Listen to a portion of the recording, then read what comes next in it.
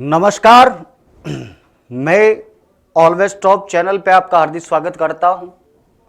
और हमने digestive system का एक लेक्चर कर चुके थे।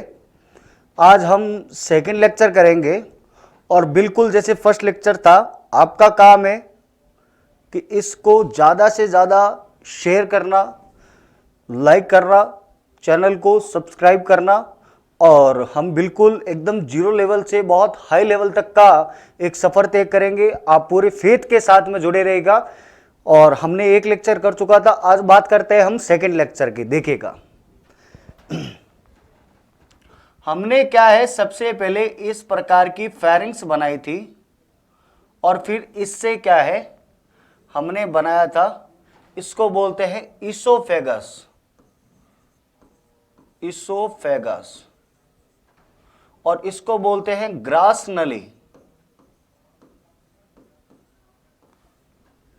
नेक्स्ट देखिएगा, इस प्रकार से क्या है स्टोमक था, बिल्कुल यहां से मैं बना देता हूं। इस प्रकार से यहां एक स्फिंक्टर्स थी और इस प्रकार से आकृति का बिल्कुल स्टोमक था और यहां से स्मॉल इंटेस्टाइन स्टार्ट थी। इस प्रकार से हम बात कर रहे थे। देखिएगा, ये हमारी स्मॉल इंटेस्टाइन है और यहाँ से एक संरचना होती है, फिर यहाँ से लार्ज इंटेस्टाइन हो जाती है। और बिल्कुल इस जगह पर हमारी एक लीफ शेप का पैनक्रियाज होता है इस प्रकार से।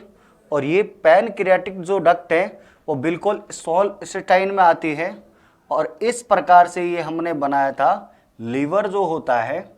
इस प्रकार से ये लीवर हो गया और यहाँ पे ये पित्ताशय यानी कि गॉल ब्लैडर हो गया और ये डक्ट आएगी, इसको बोलते हैं लीवर डक्ट। ठीक है, अब एक बात समझिएगा, इसके अंदर क्या होता है, बिल्कुल इस प्रकार से 3 लेयर्स होती है। ये फर्स्ट पार्ट, ये सेकंड पार्ट और ये थर्ड पार्ट जो मैं अलग अलग कलर से बना रहा हूं। इस पार्ट को बोलते हैं अमाशय है, इसको बोलते हैं कार्डियक। कार्डियक और हिंदी में इसको बोलते हैं जठरागम। नेक्स्ट सेकंड है जो मैं बना रहा हूं, इस पार्ट को बोलते हैं, जो ग्रीन वाला बनाया है, बिल्कुल ये वाला पार्ट जो ग्रीन वाला बनाया है मैंने, इस पार्ट को बोलते हैं फंडस। फंडस और इस पार्ट को बोलते हैं हिंदी में और इंग्लिश में एक ही नाम है इसका, तो कोई दिक्कत वाली बात नहीं है। इसका हिंदी और इंग्लिश में एक ही नाम है, इसको बोलते हैं फंडस। और ये जो वाला पार्ट है जो मैं अलग कलर से बना रहा हूं, ये वाला पार्ट इधर वाला, इसको बोलते हैं पाइलोरिक। पाइलोरस और इसको हिंदी में बोलते हैं जठरा निर्गम। तो सबसे पहले जो इसके हम बात करते हैं, जो स्टोमक है, इस स्टोमक से कितने प्रकार के क्वेश्चन बनते हैं मैं बात उसकी करता हूं, तो ध्यान से सुनिएगा। सबसे पहले जो अमाशय है, इस अमाशय से बनने वाले क्वेश्चन आपको क्या क्या पूछा जाएगा, ये बात ध्यान से समझिएगा। सबसे पहले स्टोमक में आपसे पूछा जाएगा कि इसका साइज कितना होता है, यानी कि इसका आकार कितना होता है। तो इसका आकार होता है, ध्यान रखना, 30 सेंटीमीटर। दूसरा आपको पूछा जाएगा कि इसकी जो आकृति होती है वो इंग्लिश के किस आकार की तरफ होती है, तो ध्यान रखना ये होती है जे आकार की तरफ। तीसरा आपको पूछा जाएगा कि इस अमाशय की जो धारण क्षमता होती है, इस अमाशय की धारण क्षमता, वो ध्यान से सुनिएगा मेरी बात, इसकी होती है 1 से 3 लीटर।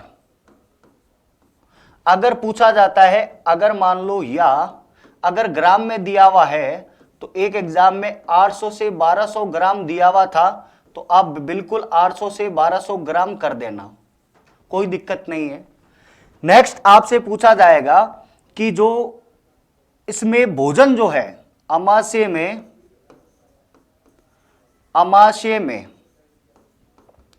जो भोजन है 4 से 5 घंटे तक रहता है। नेक्स्ट समझिएगा, जो अमाशय है इसके 3 भाग बताए। इसमें अमाशय की कोशिका जो है वो 3 प्रकार की होती है। अमाशय की कोशिका, ये 3 प्रकार की कोशिका होती है, ध्यान से समझिएगा। जो पहले प्रकार की जो कोशिका है वो होती है पेप्टिक, इसको बोलते हैं पेप्टिक कोशिका, पेप्टिक। दूसरी होती है जो, उसको बोलते हैं ऑक्जेंटिक कोशिका, ऑक्जेंटिक। और तीसरी होती है उसको बोलते हैं जाइमोजन, जाइमोजन कोशिका। ध्यान से समझिएगा, ये जो कोशिका है पेप्टिक, ये जो सिक्रेशन करती है वो करती है प्रो एंजाइम का। और ये जो प्रो एंजाइम है वो है पेप्सिनोजन,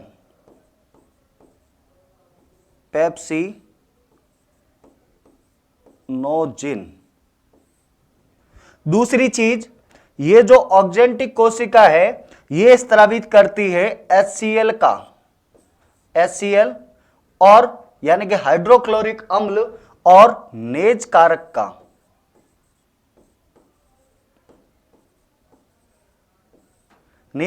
का।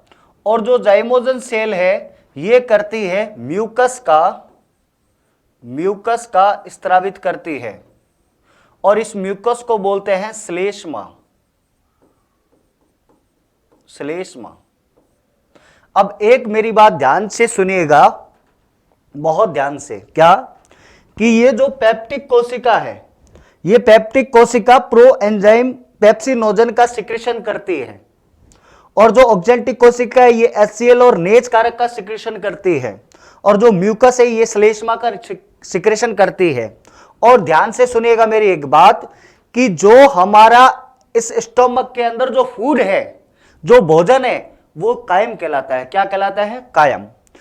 थर्ड बात सुनिएगा सर, ये जो है स्टोमक, इसके अंदर आपने बताया था कि 3 सेल्स होती है, तो इसके अंदर आपने एक बताया था कि पेप्सिनोजन जो है एक पेप्टिक कोशिका होती है।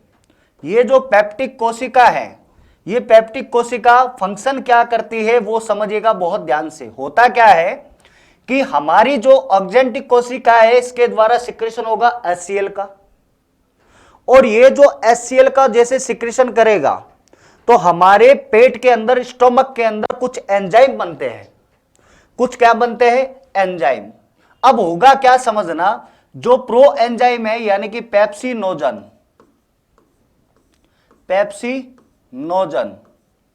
इस पेप्सिनोजन जो होता है ये होता है, ध्यान से सुनिएगा, निष्क्रिय एंजाइम। इस कंडीशन में निष्क्रिय यानी कि डीएक्टिव एंजाइम होता है, ठीक है।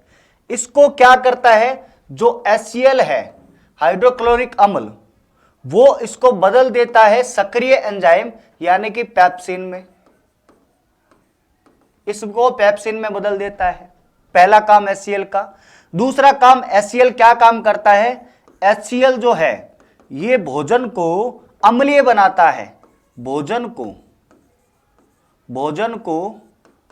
अम्लीय बनाता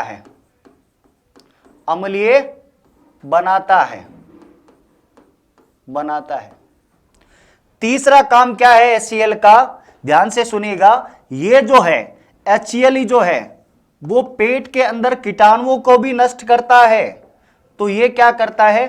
कीटाणुओं को, यानी कि जितने भी ये बैक्टीरिया हैं, कीटाणुओं को नष्ट करता है, यानी कि किल्ड बैक्टीरिया, इस प्रकार से ये HCl फंक्शन करता है।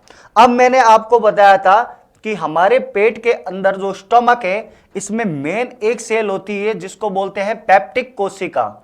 ये पेप्टिक कोशिका, ध्यान से सुनिएगा, ये जो पेप्टिक कोशिका है, पेप्टिक जो कोशिका है, ये पेप्टिक कोशिका ये क्या काम करती है? पेप्टिक कोशिका।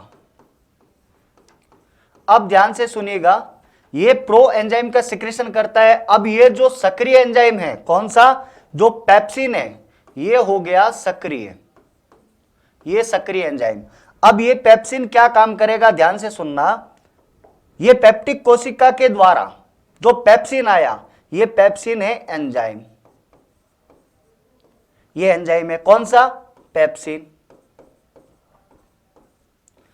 ये पेप्सिन जो है, ये एंजाइम, हम प्रोटीन खाते हैं, उस प्रोटीन को पेप्सिन जो है वो तोड़ देता है पेप्टोज में, पेप्टोज में या पेप्टाइडो में, पेप्टोज में या पेप्टाइडो में तोड़ देता है, सबसे पहला काम। दूसरा काम क्या होता है? हमारे एक और एंजाइम होता है, ध्यान से सुनिएगा, वो दूसरा एंजाइम होता है रेनिन, जो बच्चों में दूध का पाचन करता है। तो सेकंड एंजाइम कौन सा होता है? उसका नाम है रेनिन। ये क्या करता है? जो दूध के अंदर, दूध में जो प्रोटीन होता है जिसका नाम होता है केसिन प्रोटीन, दूध के अंदर केसिन प्रोटीन को तोड़ देता है। और किस में तोड़ देता है? ये तोड़ देता है पैराकेसिनेट में या पैराकेसिटीन में, पैराकेसिटीन में तोड़ देता है। इस प्रकार से ये क्या फंक्शन करता है? हमारे पेट के अंदर स्टमक काम करता है। अब मेजर इंपॉर्टेंट बात ध्यान रखना, आपको अगर ऐसा पूछा जाता है कि बताइए प्रोटीन का पाचन कहां से शुरू होता है, तो नोट डाल के लिख लेना एक बात, नोट डालकर क्या लिखना कि प्रोटीन का पाचन, प्रोटीन का पाचन, प्रोटीन का पाचन हमारे अमाशय से शुरू होता है, अमाशय से शुरू होता है, अमाशय से शुरू होता है। अब मैं आपको एक मेजर बात बताता हूं, बहुत ध्यान से सुनना, बहुत ही ध्यान से क्या समझना। मैं पिछली स्लाइड पे जाता हूं, समझना। मैंने आपको लिखाया था कि ये जो पेप्सिन एंजाइम है, ये तो एंजाइम का सिक्रेशन करेगा और इसको मुख्य सेल बोलते हैं। ध्यान रखना, इसको मुख्य सेल या मुख्य कोशिका बोलते हैं। इसको मुख्य कोशिका पेप्टिक ही है। और ऑक्जेंटिक है जो HCl और नेस फैक्टर का सिक्रेशन करता है। सर ये HCl तो समझ गए, भोजन को पचाना, भोजन को अम्लीय माध्यम प्रदान करना, प्रो एंजाइम को एक्टिव करना। सर ये नेस फैक्टर नहीं समझे, नेस कारक क्या होता है? मेरी बात सुनिएगा बहुत ध्यान से। हम जो विटामिन खाते हैं वो A, B, C, D और K, एक P भी विटामिन होता है। हम इतने विटामिन खाते हैं, उसके अंदर क्या होता है? विटामिन बी कॉम्प्लेक्स में एक विटामिन होता है जिसका नाम है B12, B12। उसमें एक जो होता है उसका साइंटिफिक नेम होता है, रासायनिक नाम होता है साइनोकोबाल्मिन। एकमात्र विटामिन ऐसा है जिसमें धातु पाई जाती है, उस धातु का नाम है कोबाल्ट। अब ये विटामिन B12 क्या करता है? मेरी बात सुनना, हमारे शरीर के अंदर जितने भी प्रोटीन हैं उनका पाचन होगा, डाइजेशन होगा। कार्बोहाइड्रेट है उसका पाचन होगा, डाइजेशन होगा। जितने भी हम फैट खाते हैं, वसा, पाचन होगा, डाइजेशन होगा। लेकिन जितने भी साल्ट्स हैं, साल्ट इट मीन्स जैसे हम टेबलेट लेते हैं तो उसके अंदर साल्ट्स होता है, विटामिन है, इन सब का पाचन नहीं होता है। इन सारों का सीधा क्या होता है? अवशोषण होता है, अब्जॉर्वेशन होता है, सीधा अवशोषण होता है। ठीक है, तो इस प्रकार से अब ध्यान रखिएगा, ये जो नेच कारक है ये विटामिन B12 के, जो विटामिन B12 है उसका अवशोषण करता है और इसके लिए ये बहुत जरूरी है। विटामिन B12 के अवशोषण के लिए बहुत जरूरी है कौन सा? ये नेच कारक। ये आप बहुत ध्यान से बात सुनिएगा, ठीक है। और म्यूकस क्या करता है इसके बारे में बताता हूं। जैसे सपोज करो कोई व्यक्ति नॉनवेज खाता है, आपको पता है उस नॉन वेज का पाचन कर देता है। ऐसा क्यों? क्योंकि उसका रीजन क्या होता है, ध्यान से सुनिएगा, ये बहुत जो हमारा एचसीएल है ये प्रबल अम्लीय होता है। प्रबल अम्लीय कहने का मतलब इसका पीएच मान जो होता है वो 1.2 से 1.3 होता है, प्रबल अम्लीय। अगर ये व्यक्ति खा गया, सपोज करो, आपको पता है ये नॉनवेज, उसका भी पाचन कर सकता है, लेकिन ये भी तो एक मस्कुलर ऑर्गन है, मांसपेशी का बना है, तो फिर ये क्यों गल नहीं जाता? उसका रीजन ये है, इसके बाहर साइड में इस प्रकार की, बिल्कुल इस प्रकार की पूरे में एक लेयर पाई जाती है, और ये लेयर होती है, इसको बोलते हैं म्यूकस कोशिका यानी कि जाइमोजन कोशिका। ये क्या करती है, इस म्यूकस यानी कि इस श्लेष्मा का लगातार स्त्रावण करती रहती है, इसलिए इसके अंदर जो फूड है वो तो गल जाता है, लेकिन एचसीएल जो है वो इस अमाशय की दीवारों के संपर्क में नहीं आ पाता, इसलिए इससे कोई फर्क नहीं पड़ता है। इस प्रकार का ये डाइजेशन करता है। अब बात सुनिएगा आगे, मैं नेक्स्ट स्लाइड पे चलता हूं, बहुत ध्यान से समझना। जैसे मैंने आपको पेप्सिनोजन, पेप्सिन भोजन को अम्लीय बनाता है, कीटाणुओं को नष्ट करता है, ये सारा इससे निकलने वाले हार्मोन एंजाइम के बारे में बताया। अब नेक्स्ट चलिएगा, आपको पता है कि इन सबको मिलाकर जो बोलते हैं, इन सबको मिलाकर बोलते हैं जठर रस। जठर रस यानी कि इन सबको मिलाकर बोलते हैं इनको gastric juice. Gastric juice, gastric juice. अब गैस्ट्रिक जूस बोला है इसको मिलाकर, तो ध्यान से सुनिएगा, अगर आपको पूछा जाता है कि गैस्ट्रिक जूस का पीएच मान कितना होता है, तो ध्यान रखना इसका होता है 1.2 से 1.3। नेक्स्ट बात, यह प्रबल अम्लीय होता है, प्रबल अम्लीय होता है। इसकी प्रकृति जो है वो प्रबल अम्लीय होती है, प्रबल अम्लीय होती है, इसकी प्रकृति प्रबल अम्लीय होती है। और इस HCl की इतनी क्षमता होती है कि लोहे को भी गला सकता है। ठीक है क्या? और आपको लिखा देता हूं मैं, जैसे पीछे लिखाया था, जो नेज फैक्टर है, नेज फैक्टर, इसके बारे में थोड़ा लिखा देता हूं। सबसे पहले, यह विटामिन B12 के अवशोषण के लिए, अवशोषण के लिए सहायक होता है, सहायक होता है, सहायक होता है।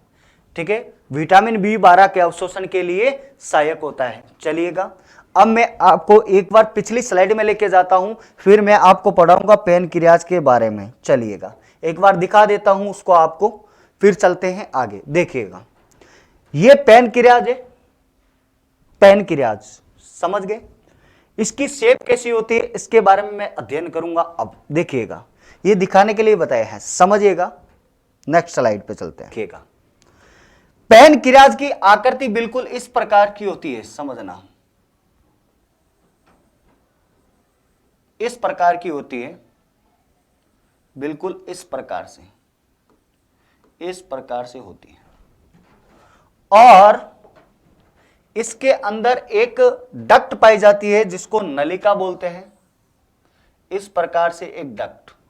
ठीक है, इसको लिख देता हूं मैं, इसको बोलते हैं अग्नाशय नलिका, अग्नाशय नलिका, और इसको बोलते हैं पैनक्रियाटिक डक्ट, पैनक्रियाटिक डक्ट। एक बात समझिएगा, इसी के अंदर बिल्कुल इस प्रकार से, इस प्रकार से ऐसे छोटे छोटी, ऐसे छोटे छोटी, बहुत दूर इस प्रकार से सेल पाई जाती है, कोशिकाएं पाई जाती हैं, इस प्रकार से पूरे में। अब समझिएगा एक बात, ये जो कोशिका है इनका नाम होता है लैंगरहैंस, लैंगरहैंस, इसको बोलते हैं द्वीप कोशिका, लैंगरहैंस द्वीप कोशिका बोलते हैं इसको। ठीक है, अब आगे समझिएगा, इसकी जो ये बाहर वाली लेयर होती है, अमाशय की जो बाहर वाली लेयर होती है, बिल्कुल ये वाली लेयर, ये, इसको बोलते हैं बहिस्त्रावी भाग, बहिस्त्रावी भाग। और जो अंदर वाला पार्ट होता है मैं लाल पेन से बना देता हूं। ये जो अंदर वाला पार्ट होता है, जो अंदर वाला बनाया है, इसको बोलते हैं अंतःस्रावी भाग। अंतःस्रावी भाग यानी कि इसको बोलते हैं बहिस्रावी एक्सोक्राइन पार्ट, इसको बोलते हैं अंतःस्रावी पार्ट। ठीक है, अब समझना। अब क्या होता है, इसका जो दो भाग हो गए। सबसे पहले मैं आपको लिख रहा हूं यहां पे अग्नाशय के बारे में समझना। अग्नाशय, इसको बोलते हैं पैनक्रियाज। पैनक्रियाज। सबसे पहले मैं बात करता हूं कि इसकी आकृति जो होती है, पैनक्रियाज की आकृति वो होती है लीफ शेप यानी कि पत्ते समान। दूसरी चीज इसकी शेप, दूसरी चीज इसकी खोज क्या है, इसकी खोज की थी लैंगरहैंस ने।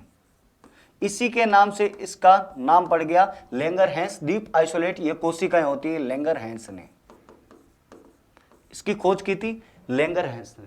तीसरी चीज एक बात ध्यान रखना, इसकी जो हमारा ये लैंगरहैंस है, ये कोशिका, इस अग्नाशय की कोशिका होती है दो प्रकार की। दो प्रकार की कोशिका होती है, समझना। ये पहली और ये दूसरी। जो पहली कोशिका होती है यानी कि इसके भाग के हिसाब से लिख रहा हूं, जो बहिस्रावी भाग है इसका और अंतःस्रावी भाग है। जो बहिस्रावी और अंतःस्रावी भाग है, ध्यान से सुनना।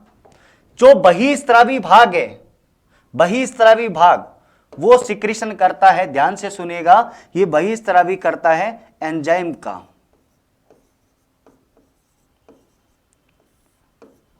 और जो अंतःस्रावी भाग है ये करता है हार्मोन का। ये एंजाइम का और ये हार्मोन का। इसीलिए इस ग्रंथि को मिश्रित ग्रंथि कहा जाता है, मिक्स ग्लैंड कहा जाता है। ठीक है क्या? अब बात यह आती है कि सर एंजाइम का सिक्रेशन करता है, ये एंजाइम कौन कौन से हैं मैं आपको जस्ट अभी बताऊंगा, लेकिन इससे पहले ध्यान से सुनना, मैं हार्मोन के बारे में बताता हूं। इससे निकलने वाला हार्मोन है अल्फा, बीटा और डेल्टा। अल्फा, बीटा, डेल्टा, समझना। ये अल्फा जो है ये सिक्रेशन करता है ग्लूकागोन का, ग्लूकागोन। दूसरा जो बीटा है ये क्या काम करता है, ये करता है इंसुलिन का। और जो तीसरा है डेल्टा, ये करता है सोमेटोस्टेटिन का। सोमेटोस्टेटिन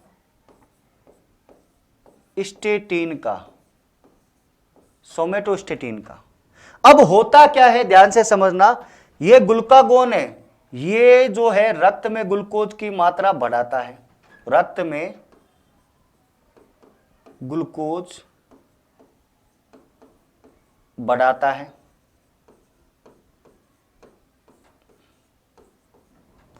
और ये इंसुलिन क्या काम करता है, रक्त में ग्लूकोज की मात्रा घटाता है। और ये सोमेटोस्टेटिन क्या करता है, ये ग्लूकागोन और इंसुलिन इन दोनों का संतुलन बनाए रखता है, यानी कि ये बैलेंस करता है, ये संतुलन बनाए रखता है। इस प्रकार से ये कितने हार्मोन हो गए, 3, और ये क्या हो गया, एंजाइम का सिक्रेशन करता है। ठीक है क्या? अब एक बात सुनिएगा, इसकी आकृति लीफ शेप होती है, खोज इस वैज्ञानिक ने की थी। नेक्स्ट स्लाइड पे चलता हूं मैं, ध्यान रखना। अब मैं बात करूंगा इसके एंजाइम कौन कौन से हैं, तो मैं नेक्स्ट चल रहा हूं, देखिएगा। तो मैं लिख रहा हूं नेक्स्ट एंजाइम। ये जो एंजाइम होते हैं ये होते हैं इसके जूस में, और इसको बोलते हैं अग्नाशय रस। अग्नाशय रस। और अग्नाशय रस की अगर पीएच की मान बात करता हूं मैं, तो ये 7.7 से 8.3 होता है। ठीक है क्या? पहली चीज। दूसरी चीज क्या बात करता हूं, बहुत ध्यान से समझना, इसके यहां पे लिख रहा हूं मैं एंजाइम जो इस अग्नाशय रस पैनक्रियाटिक जूस में होते हैं, इससे निकलने वाले एंजाइम जो होते हैं, इससे निकलने वाले जो एंजाइम की बात कर रहा हूं मैं, बहुत ध्यान से समझिएगा। तो सबसे पहले जो एंजाइम निकलता है वो निकलता है ट्रिप्सिन। ट्रिप्सिन। दूसरे नंबर एंजाइम निकलता है वो निकलता है काइमोट्रिप्सिन। काइमोट्रिप्सिन। तीसरे नंबर पे एंजाइम निकलता है लाइपेज। और चौथे नंबर पे एंजाइम लिखता है एमाइलेज।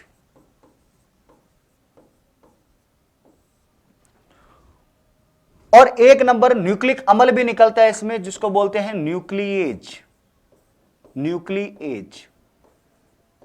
इस प्रकार से ये एंजाइम निकलते हैं। अब ध्यान से सुनिएगा, हम जो प्रोटीन खाते हैं, ये ट्रिप्सिन जो है ये पाचन करता है प्रोटीन का, और ये काइमोट्रिप्सिन जो पाचन करता है ये करता है काइमोट्रिप्सिन। सबसे पहले इसके बारे में लिखा देता हूं मैं, समझिएगा। ये जो है, जो प्रोटीन का पाचन करता है ट्रिप्सिन एंजाइम, ये बदल देता है उसको पेप्टोज में। पेप्टोज में। दूसरा, ये जो दूध के अंदर काइमोट्रिप्सिन होता है, वो ध्यान रखना, बच्चों में दूध का पाचन अमाशय में रेनिन करता है, लेकिन हमारे बड़ों के अंदर ये काइमोट्रिप्सिन करता है किसमें? दूध के अंदर जो प्रोटीन होता है उस प्रोटीन का नाम होता है केसीन। ये पाचन करता है काइमोट्रिप्सिन और तोड़ देता है किसके अंदर? ये उसको तोड़ देता है पैराकेसिटीन में। पैराकेसिटीन में तोड़ देता है। ये तोड़ देता है उस पाचन को पैराकेसिटीन में। पैराकेसिटीन में तोड़ देता है। तीसरे नंबर पे सुनिएगा, ये जो एंजाइम होता है जिसको बोलते हैं लाइपेज, ये लाइपेज एंजाइम जो है ये तोड़ देता है वसा को, यानी कि फैट को तोड़ देता है ये ग्लिसरोल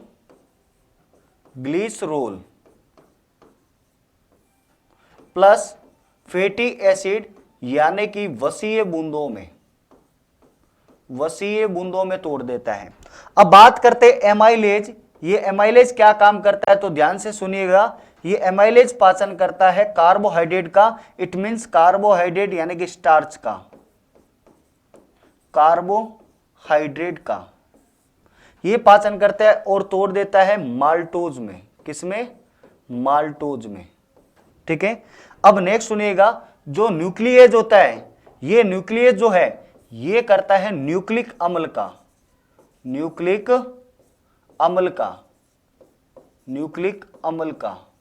और ये तोड़ देता है इसको न्यूक्लियोटाइड में। न्यूक्लियोटाइड में तोड़ देता है। अब आप खुद एक बात बताओ मुझे, इसके अंदर प्रोटीन का पाचन हो गया जो हम खाते हैं मेजर हमारी बॉडी बिल्डअप के लिए। दूसरा, दूध का पाचन हो गया जो हम दूध पीते हैं कैल्शियम के लिए। वसा का पाचन हो गया जो हमें एनर्जी देता है, धीरे धीरे इंस्टेंट एनर्जी, यानी कि तुरंत एनर्जी हमें कार्बोहाइड्रेट देता है। कार्बोहाइड्रेट खा लिया हमने जो हमें इंस्टेंट एनर्जी यानी कि देता है, तो ये खा लिया। न्यूक्लिक अम्ल जो है, न्यूक्लिक अम्ल डीएनए आरएनए जिसमें होता है न्यूक्लिक अम्ल, उसको तोड़ दिया। अब एक बात बताओ, प्रोटीन, कार्बोहाइड्रेट और वसा, इन सब का पाचन हो गया, इसीलिए अग्नाशय रस को बोलते हैं पूर्ण पाचक रस बोला जाता है। ठीक है क्या? और ध्यान रखना, जो अग्नाशय है, अग्नाशय एक मिश्रित ग्रंथि है। अग्नाशय एक मिश्रित ग्रंथि है, इस बात का आप बहुत ध्यान रखिएगा। ठीक है, धन्यवाद। बाकी हम नेक्स्ट लेक्चर में हम पढ़ेंगे लीवर, छोटी आंत, बड़ी आंत और मुंह की ग्रंथियां। ये मैं आपको साथ में ही ग्रंथियां भी करा रहा हूं और ऑर्गन यानी कि अंग भी करा रहा हूं। धन्यवाद। इसी तरह जुड़े रहिएगा और एक बिल्कुल छोटी छोटी चीज को, कॉन्सेप्ट को क्लियर करते रहिएगा। मैं आपसे वादा करता हूं, जिंदगी में कभी जब तक मेरे साथ जुड़े हो और जब तक कोर्स होने दो कंप्लीट, आपको साइंस से डर, जो फोबिया और आपको ऐसा लगता है कि हार्ड है, वो ख़त्म कर दूंगा, ये मेरा वादा है। धन्यवाद। शेयर करना बहुत ज़्यादा धमाकेदार, इसको मैं जब देखूं खुद इस वीडियो को तो मुझे गर्व होना चाहिए। धन्यवाद।